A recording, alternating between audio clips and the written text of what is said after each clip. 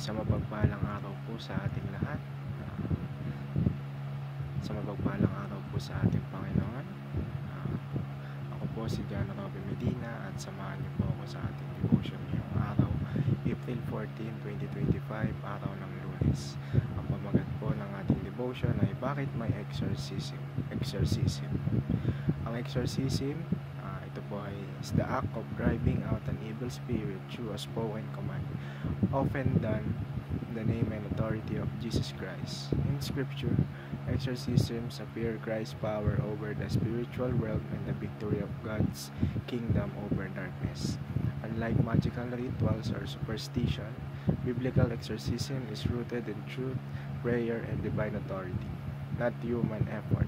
Christ's followers are called not to fear demonic forces, but to live in the freedom Christ secured. Ang paksa po natin ngayong araw ay magmumula sa Mark chapter 1 verse 23 to 27.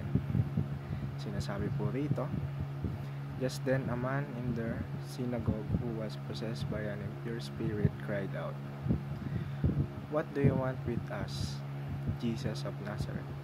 Have you come to destroy us? I know who you are, the Holy One of God.' 'Be quiet,' said Jesus sternly. 'Come out of him.'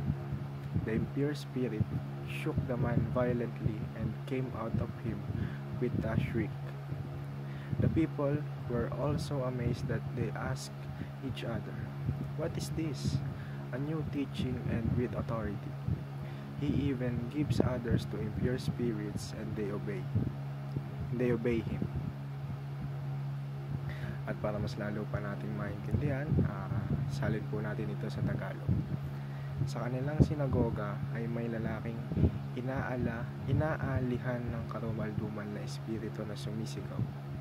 Sinabi niya, "Anong kaugnayan mayroon tayo sa isa't isa, Jesus na taga Nazaret?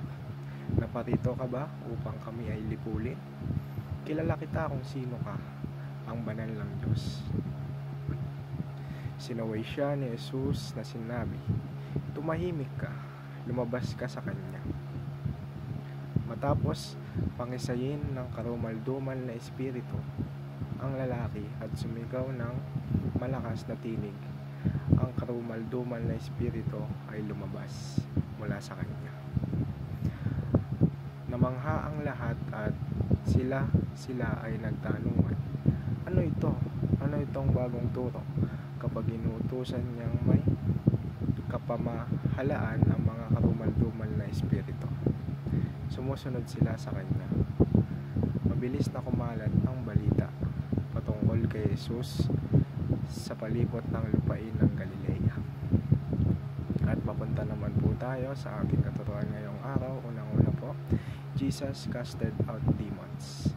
Sinasabi po dito na pinaalis ng Panginoon ang lahat ng demonyo. Sa ikalawa, Jesus gave His disciples authority to do the same. At ikatlo, Jesus' disciples exercised in Jesus' name. Kumbaga, yung mga disipulo po ng ating Panginoong Jesucristo ay binigyan ni Jesus Christ ng authority upang magpaalis ng mga masasamang espiritu. At para po sa ating application, so unang-una, repel the enemy through prayer and fasting. Sa ikalawa, recognize that Christ has already won the battle. At ikatlo, rejoice that you belong to Jesus Christ. Yun nga, idaan po natin sa panalangin. Patuloy po tayo manampalataya at magdasal sa ating Panginoon. At para po sa ating prayer ngayong araw, Lord God, you are the King above all powers, seen and unseen. Thank you that by the cross of Jesus, you disarm every force of darkness. I do not need to fear the enemy, for you are with me and within me. Strengthen my heart to stand firm in faith, equipped with your word. Teach me to walk in the light, rejecting every lie and attack of the evil one. Guard my mind, protect my home, and fill me with the peace that only comes from you. May I live boldly in the truth, let you reign over all creation. In Jesus' mighty name I pray, Amen. Yun lamang po. Maraming salamat po sa inyong pakikinig.